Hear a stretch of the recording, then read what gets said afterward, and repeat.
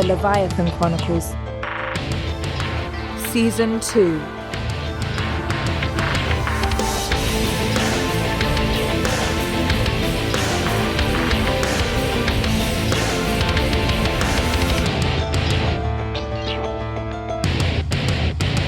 The story thus far. Macallan has been sworn in as Special Council Chair of Leviathan City and now shares responsibility for the city's administration along with Mayor Zachariah Sinter. Leviathan remains in peril as more of the city's infrastructure is failing and risk of collapse within the Great Cavern grows greater every day. Macallan has won the political battle with military Prime Officer Khan to recall all citizens on the surface back to Leviathan to aid in the efforts to defuse the computer virus that threatens the city's existence. But Khan has retaliated by imprisoning Macallan's closest friend, Anton, for crimes against immortality when he aided Senshin in the rebellion 70 years ago. Meanwhile, Tulley and Oberlin are rescued by Blackdoor Enforcement Agent Celeste Harris from being stranded in the high mountains of Tibet. In exchange for information regarding Whip Roberts' whereabouts, the pair receive a transportation back to Alaska where they can regroup and plan their rescue of Macallan and Mai Li. And back in the skies off the coast of California, the Condor is racing east with Lisette and Harlequinn on board. Harlequinn is in urgent need of medical care due to the serious injuries he sustained at the hands of Banu and is heading towards Sanctuary. And now, Chapter 29, Out of the Frying Pan. This is bullshit, Khan! Let Anton out of prison now! You seem to forget that I am sworn to uphold the laws and defense of Leviathan City. Anton is a fugitive. Laws are laws, Macallan, despite your insistence that they don't apply to you. You need to let him go, Khan. I need him on the strike force. You make it seem like I have a choice in the matter. Everyone has a choice, Khan. Not Anton. He gave up his right for freedom when he released a contagious toxin into the city. That was Senshin, not Anton. Then consider it guilt by association. Leviathan needs a starstone, Khan. Evangeline won't heal without it, and the city will run out of power to keep the pressure shield intact. I want Anton as part of my strike force so that I can find the aliens and bring a starstone back to the city. You are fucking playing with everyone's life. No, you are playing with everyone's life. Everyone in this city that you recalled into a mass grave. How dare you question my allegiance? If you had any regard for the responsibilities of immortality, you would evacuate the city immediately and save the life. I understand our responsibility. No, you truly don't, Macallan. What do you think you know about the surface world you lived in? How many times has a disaster been averted while you lived your mortal life in blissful ignorance?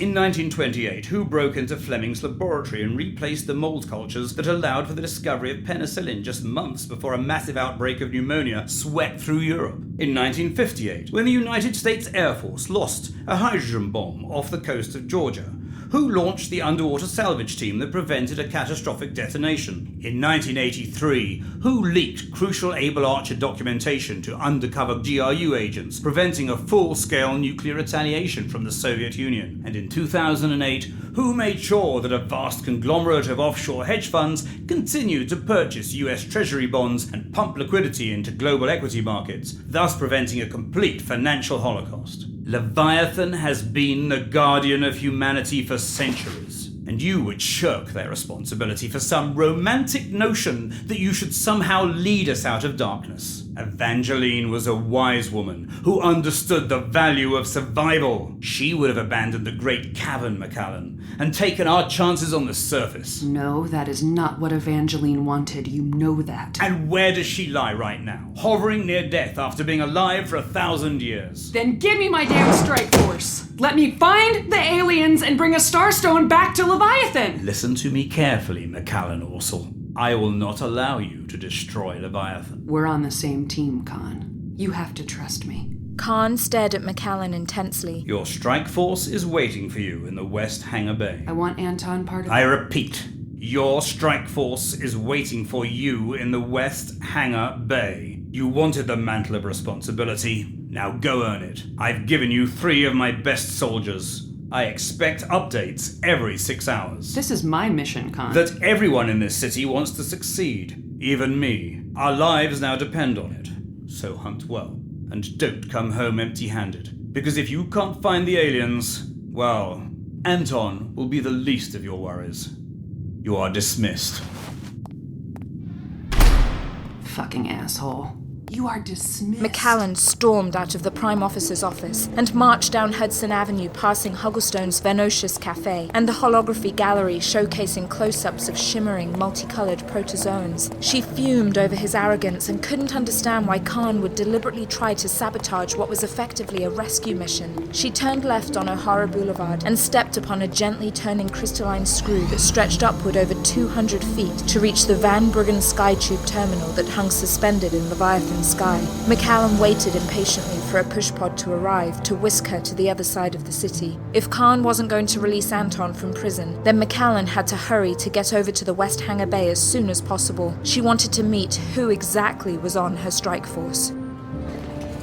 Hudson Avenue was lightly crowded this time of day, and Macallan wove swiftly around the slower-moving pedestrians that were beginning to recognize and stare at her. That son of a bitch. He's happy Evangeline can't talk. Oh, I bet he's been waiting for a moment like this to seize power. He doesn't care if she lives or dies. Macallan's thoughts were suddenly interrupted by a light tap on her shoulder.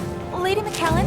Oh, yes, I'm sorry? Lady Macallan, I'm sorry to bother you, but it's my partner. His name is Richard Maroney, and he was injured quite badly in the cavern collapse. He was treated initially, but the med center remains without full power, and they can't drain the fluid that's been building in his brain. When do you think Leviathan will be back to normal? Soon. I'm trying right now. Lady Macallan. What? Yes, just Macallan. Mission recall of all citizens from the surface, but I'm worried about you friends I had living in Sardinia. Nobody on their Zephyr ship has been heard from.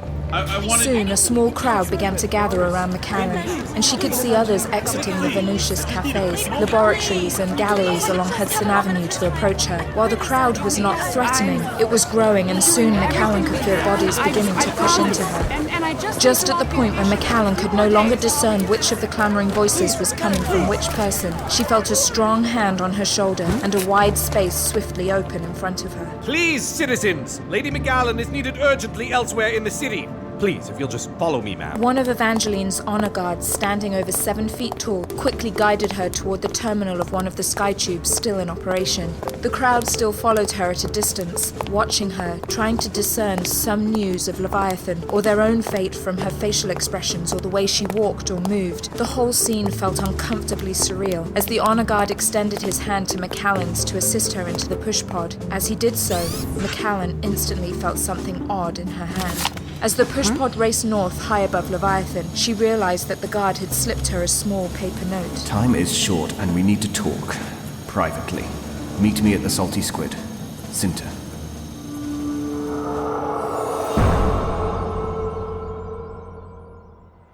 Meanwhile, 70,000 feet above the Mojave Desert. How are you feeling? Tired. Weak and tired. There's more water in the cargo hold. No more water. Can't put anything into my mouth. Too painful. But Cherie, you need fluids. You need to drink. Harlequin stared back at Lisette, not appreciating the fact that the girl he raised from an orphan was now taking a parental tone with him. Despite his annoyance, he knew her intentions came from a place of concern and perhaps even love. We'll be landing in less than an hour. When we get to Sanctuary, they'll put me on an IV. I'll be fine. You're not fine. Even if they fix you, you still won't be fine. Harlequin stared back at her for a moment, and then turned back to focus on the controls of the Condor. We need to reduce our altitude for final approach. Where are we landing? Won't we draw attention landing in a plane like this? Perhaps we're going someplace where the outrageous is merely pedestrian. Harlequin, where are we landing? Vegas, baby. What? Are you crazy? Soon the Condor banked east over Mount Charleston in Nevada. The sun had long set over Arrow Canyon and the Black Mountains, and darkness now pervaded the sky, allowing the jet-black Condor to blend seamlessly into the moonless night. Activating photon cloaking.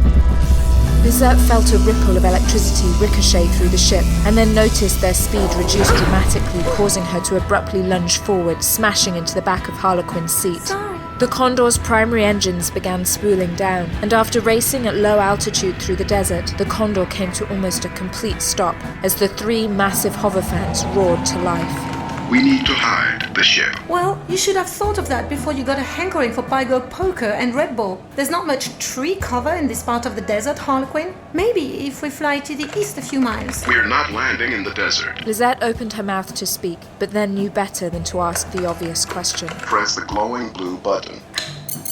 Upon pressing the button, Lisette felt the entire cockpit slide backwards several feet, recessing itself into the body of the Condor. The oversheath of tritanium slid forward over the top of the cockpit windows, replacing the view forward with LCD screens that displayed the landscape in night vision, along with an odd sonar overlay. Welcome to Lake Mead.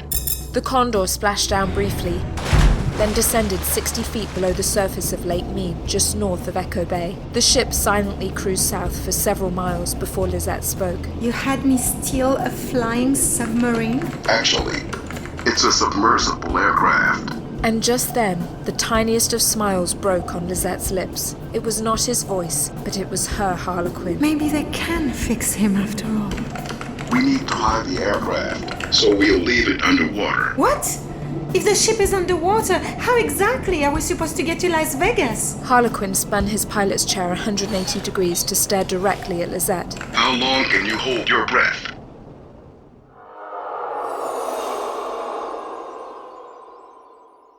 "30 minutes later, two figures emerged from the dark waters of Lake Mead, fully clothed and completely dripping wet. Lisette adjusted her headlamp and quickly found a small trail leading from the water's edge to a dirt road that ran southwest for 2 miles.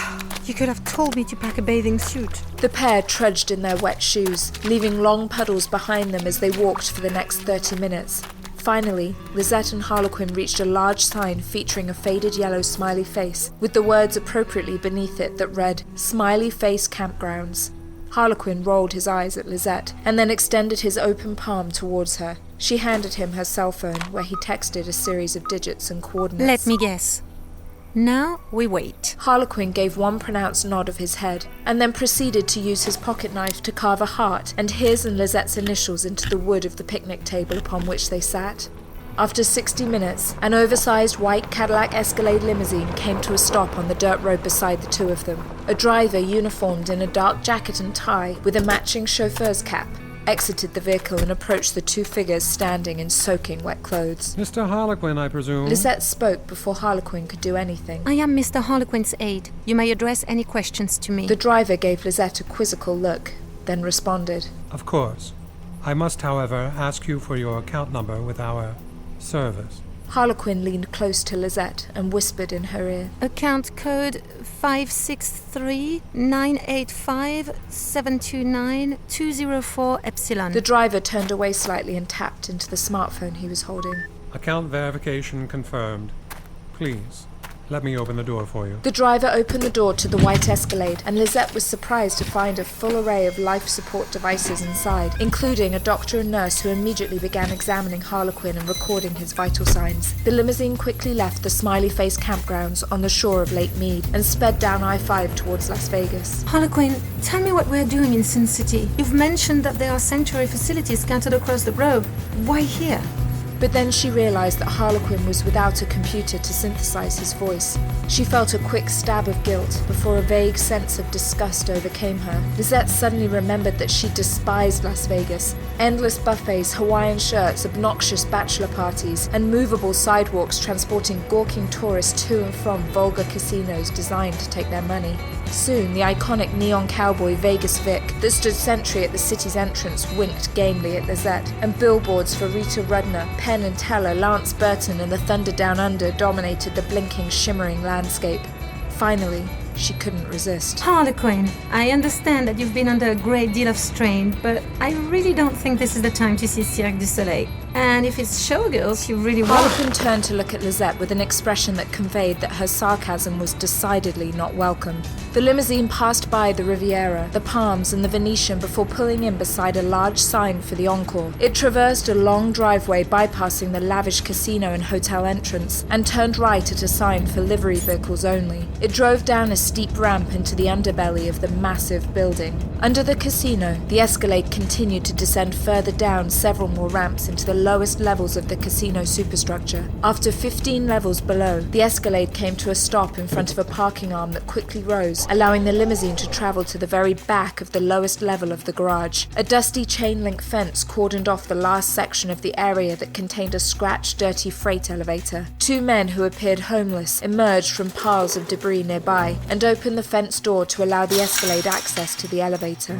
Amazing. Once inside, Lisette felt the floor drop as they descended even deeper into the earth and the bowels of the Encore Casino. After 2 minutes, the freight door opened into a gleaming white hospital that sparkled with technology and cleanliness. The rear door to the escalade burst open and a cadre of medical technicians swiftly transferred Harlequin onto a reinforced gurney.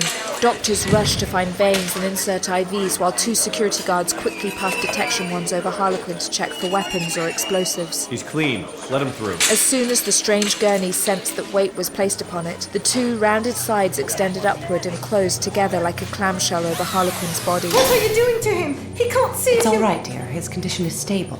The shielding is for his privacy and protection. Why protection? You just scanned him for weapons. We had an incident in China a few weeks ago, and now all sanctuary facilities are on high alert. We take the protection and safety of our patients very seriously. Come this way, dear. I can take you to the waiting room.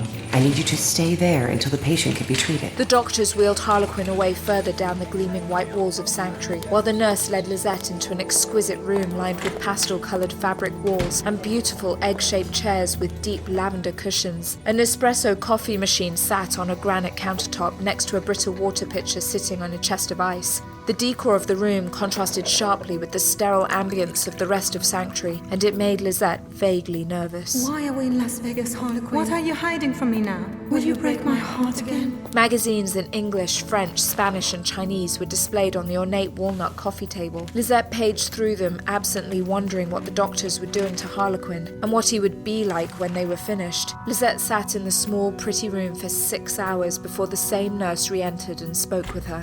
Hello, dear. How is he? Not to worry. Your friend is out of surgery and no longer in danger. He had some oral infections in addition to his other injuries. Will he be able to talk? Eventually. We're still administering an infusion of fresh stem cells and steroids that will accelerate his healing process. Right now, his mouth is encased in a liposid foam that's soothing his burns. He won't be able to speak for a while, but he wanted me to give you this. The nurse handed Lisette an envelope and then left the room. Dearest Lisette, thank you for saving my life, my sweetest angel. Separating from you was one of the most painful periods of my life. I felt the absence of your smile and your laughter for years. Most of all, I missed the small glimpse at a normal life that raising you provided for me. But given the lives we have chosen, surely you must now understand the necessity of my actions. I had no choice if I wanted to keep you safe. Both my mortal and immortal enemies would have found you and most likely killed you in order to hurt me. I know that you can now fight your own battles, but it would have been unfair for me to expect you to fight all of mine. If I could now speak, I would tell you that I'm sorry. Sorry for the way I left you, and sorry for all the years I couldn't watch you become the talented, extraordinary woman that you are today. I am so proud. But regrets only dilute the present and future possibilities. In the meantime, get some rest and enjoy the lovely casino, my favorite in Vegas. The nurse will provide you with a room key to our tower suite room where I hope to join you in a few days. I took the liberty of making a reservation for you at Botero this evening. You must be famished and you'll adore the Dungeness crab agnolotti. Tomorrow, make sure you head over to the spa for the utterly sublime dragon body treatment and facial. Pamper yourself now while you can, ma chérie. You asked why we were in Las Vegas. Attached you'll find a schedule for the DEF CON convention. I'll send you instructions in a secure email shortly. We have a lot of work to do, and a city to save.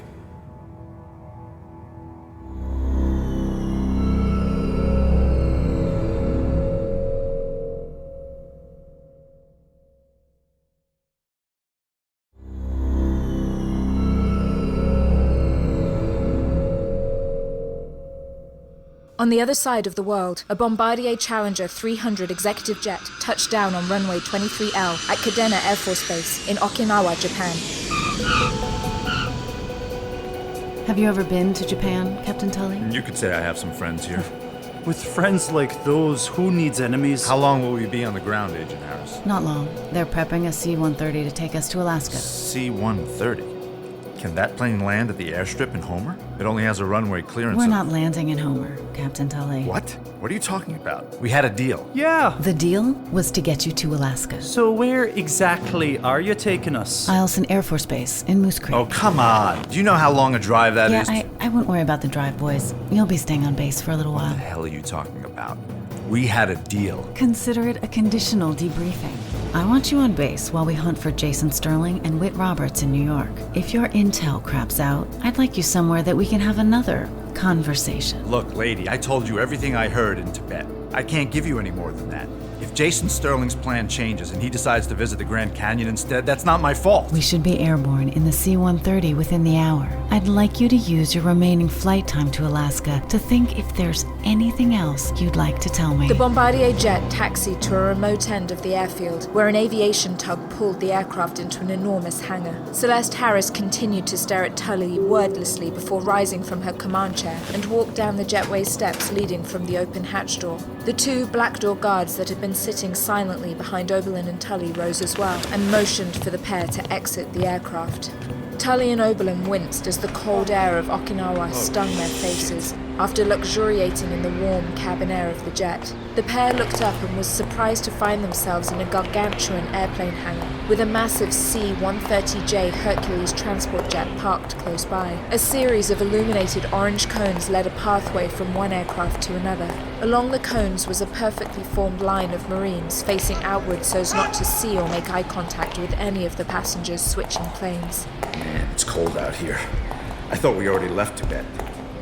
Wait, my sweater! I left my sweater on the plane. Are you serious, Tulley? Tulley sprinted back up the jetway, ignoring the Blackdoor guards that instantly unholstered their weapons, looking urgently at Celeste Harris for orders. The Marines kept looking sideways at each other, deciding whether this outburst was a sudden call to action. Celeste Harris raised her hand to calm everyone. Come on, Tulley, hurry up. I got it. Sorry, it's fucking cold in Alaska. I gotta stay warm. Tulley re-emerged from the Bombardier jet, holding an olive green military sweater high above his head in victory. Move your ass, Tulley. You pay for this plane by the hour. Two of the Blackdoor guards took their position walking behind the pair, thus discouraging any more delays. The group approached the C-130 and entered the aircraft through the rear cargo door. Two long rows of seats extended down the length of the interior cabin that were mostly filled with soldiers in standard fatigues. Right here, Tulley. Oberlin, you can sit across the aisle. Tulley and Oberlin exchanged a quick stare. Which way is the restroom? You just went earlier. Let's just say I don't think that Tibetan food agrees with me. You see, normally I always travel with a little bit of kaopectate. Bathroom is towards the front near the cockpit. Oberlin unbuckled his seatbelt and walked urgently towards the front of the plane. Tulley turned to face Agent Harris. You got yourself a little army here. These soldiers aren't part of Blackdoor. We're just hitching a ride on some empty seats on a pre-scheduled routine flight. Less paperwork this way. You mean paper trail. Time to buckle up. Anything else you want to tell me, Captain Tulley? I hope you catch your bad guys. I seriously do. For your sake. For all our sakes. I do too. This is a little embarrassing, but I don't think your toilet is operational. What are you talking about? Well, let's just say that as the plane starts climbing, your feet might start getting a little wet and a little brown. Jesus Christ. Airman, tell the pilot to spool down and get a maintenance crew here stat. I want this shit cleaned up and get that toilet working again. It wasn't me. I saw it was clogged, so I just flushed the toilet. Okay, we really don't need to know. No, what I'm trying to say is, I still really have to go. Actually, I kinda need to take a leak, too. Jesus. There are latrines at the far end of the hangar. Thanks. We'll be right back. Not so fast. Lieutenant, you and one of your privates go with these two and guard them. Make sure that they don't take too long. Yes, ma'am. Two soldiers in camouflage fatigues rose and followed Tulley and Oberlin out of the rear hatch of the C-130. The four men walked down the length of the hangar, drawing stares from the remaining Marines that were opening the bay doors to allow the egress of the humongous airplane they thought was departing. At the end of the hangar, the four of them approached a door and entered the airmen's locker room, where pilots changed into their flight suits. Off to the left was another door that led to the latrines. You don't have a magazine or anything, do you? Guns and ammo? Stars and stripes? Make it quick. Always do. Be out in a minute. Tulley and Oberlin pulled on the door and entered the military latrine, closing the door firmly behind them. Okay, we got less than 2 minutes. What do you got? I ripped out some of the wiring from that fancy executive jet's toilet. I also found a couple of tampons. Tampons? Really? For plugging bullet holes or kindling for a fire. Actually, that's pretty smart. Thanks. How about you? I stole the fork from my meal tray on our first flight. I also grabbed a couple of napkins. And for the pièce de la résistance... Tulley reached into his pants and pulled out a large stretch of yellow fabric. What the hell is that? Personal flotation aid. I ripped it off the bottom of my seat on the jet when I went back up for my sweater. Nicely done. First things first. Tulley quickly slid to his knees and delicately stuffed the length of the flotation aid under the door leading to the latrine. That'll keep the water from leaking into the next room so we don't draw any attention. Now let's get to work. The latrines contained a row of 4 white porcelain sinks that stood opposite a row of urinals. Beyond the sinks were several toilet stalls that were adjacent to the group shower facility. At the far end of the latrines was a large industrial window that was cracked half open at the top. Beneath the window was a standard electrical outlet. I got sink duty. You work on that outlet. Got it. I'll take that fork as an anchor. Okay. We need to lay down a carpet. We need to... There. Tulley ran over to the shower facilities and ripped off the plastic curtain that hung on its hooks. You really think this is going to work? It's a long shot, but we don't have much choice. Hey, throw me back that fork for a second. Tulley ran to each of the 4 sinks in the lavatory and quickly stuffed the fine linen napkins from their flight from Tibet into the drains of the sinks before turning the hot water faucets on full force. He then jammed his fork into the back of the liquid soap dispensers, prying them open and pouring their pink detergent into the steaming hot sinks that were now overflowing, allowing soapy water to spill onto the floor. How you doing with that outlet? I need another 10 seconds. We're just washing our hands. Soapy water with bubbles quickly began to cover the floor of most of the latrine. Oberlin was sitting on the windowsill, connecting the fork to some wiring that was jerry-rigged to the disconnected outlet. Tulley rushed to lay out the shower curtain directly outside the door to the latrine. He then hurried to push some of the soap bubbles over it. Oberlin need 5 more seconds. The 2 soldiers burst into the lavatory. Tulley yanked on the shower curtain that the 2 soldiers were standing on. Tulley had already leapt to the top of one of the stalls and urgently called out to Oberlin. Do it now! Hit him, Oberlin! Oberlin dropped the electrified fork in his hand, wrapped in Tulley's sweater, sending a powerful electric current across the latrine. The 2 soldiers tensed up painfully as their nervous systems were ravaged by the sudden surge in electricity. The men tried to get up, but their muscles were locked in spasms and no longer under their control. They gave one last futile effort to get to their feet and draw their firearms, but unconsciousness overtook them, and the soldiers collapsed, dormant, on the wet, soapy floor. All right, nice work. Hurry, Tulley. That surge won't keep them out long. Got it. Let's get their uniforms and get the hell off this base. Tulley and Oberlin rushed over to the fallen soldiers and quickly stripped them of their uniforms before crawling out of the open window of the latrines. Agent Harris is no dummy. They're gonna put this base on lockdown any second. Look! Tulley! Over The there! green army bus that resembled a 20-year-old greyhound belched a plume of black smoke while parked outside a small wooden building near the gated entrance to the base. A sign on the front read Naha City, Okinawa. We got to get on that bus, Tulley. Let's double time it, soldier. The pair broke into a sprint to arrive in front of the bus just as it started moving forward. Whoa! Don't forget us! You almost missed your ride, soldier. Now hold up, I gotta scan your passes before I let you on. The bus driver awkwardly held out a small electronic barcode reader and brought it close to Tulley's chest where his military pass hung. Tulley lurched forward and swiftly knocked the scanner out of the bus driver's hand, reducing it to pieces on the floor of the bus. He spun around to face a surprised Oberlin. What the hell is wrong with you, soldier? You can wait your place without shoving. We got a system here in the Army. The Marines. In the Marines, where we wait in line. What platoon are you in, soldier? I'm gonna have your off-duty pass. No, it's okay. Don't chew his head off. I got myself another one of these dumb scanners back at the depot. Half the time I can get them to work anyway. You just take your seat and let me keep my schedule here. Tulley looked at the bus driver and then turned to shove his finger into Oberlin's chest. You're lucky, soldier. thanks for helping me out back there. Oh, I used to have to deal with a brass ass like him back when I was in the service. Don't worry about it and just take a seat, soldier, so we can get a moving. Tulley took a seat towards the back of the bus, while Oberlin found a seat closer to the front to avoid the perception that the two might know each other. The bus passed through the armed security gate of the base, while Tulley kept his head low and pretended to fish for a buried seatbelt. In reality, he looked over his shoulder long enough to watch a flood of jeeps and military personnel erupt out of the hangar at the far end of the runway, with sirens sounding and weapons drawn. As the gate closed behind the departing bus, a small smile crept across Tulley's lips. Less than an hour later, the army bus pulled into downtown Naha and came to a stop beside a white concrete building. They're going to tear apart this city looking for us. We got to get out of these uniforms. I know. We need to get off the streets. What do you got in your pockets? The two men searched the trousers and jackets of the stolen uniforms they were wearing. I have about 4,000 or 5,000 yen and a laundry card. I got about 3,000 yen. That ought to be enough. Enough for what? Enough to get out of sight. You see those MPs over there? They're walking this way. Taxi! Takushi! A white taxi cab pulled over next to Tulley and Oberlin, allowing them to quickly jump in. Makishi Fish Market. Oh, Tulley, you can't be serious. We're not going to visit who I think we're going to visit. Look, Oberlin, we got nowhere to go. And he's the only guy who can get us out of the country quietly. Yeah, but look at what happened the last time. Most of that is my fault, not his. And I don't like it any more than you do, but it's not like we have much choice. Tulley and Oberlin sat in silence and lowered their heads as their taxi passed the two MPs that were now questioning the driver and several of the servicemen who were on board the bus. Keep your head down. I know. The dense, squawking traffic of downtown Naha City reduced the taxicab's process to a crawl, making each red light feel like an eternity.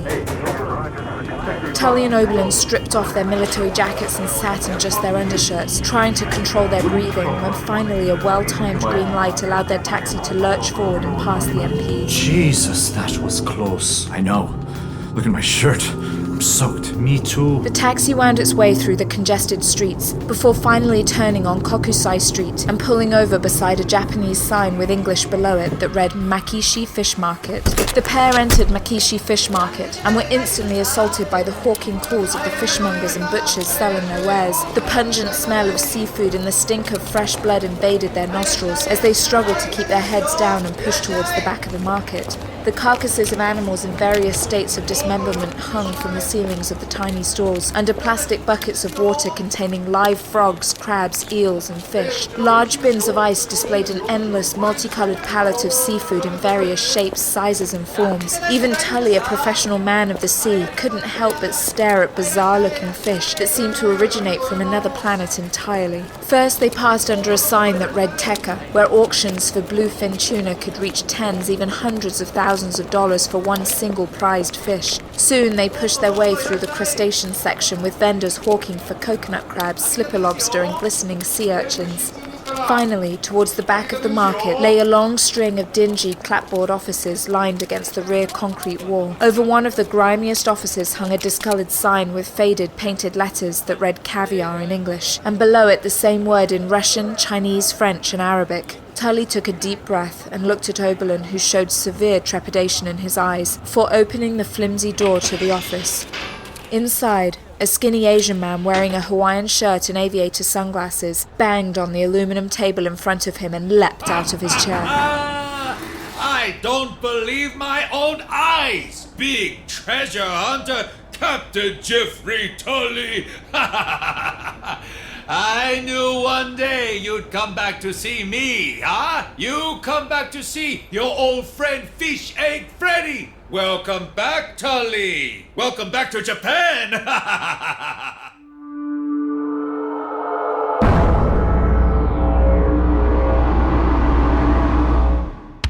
You have been listening to the Leviathan Chronicles. The Leviathan Chronicles was written and created by Christof Laputka, produced by Robin Shaw, produced and musical composition by Luke Allen, directed by Nobi Nakanishi. For a full list of cast and crew, or to purchase the ad-free director's cut, go to leviathanchronicles.com. Thank you for supporting us, and thank you for listening.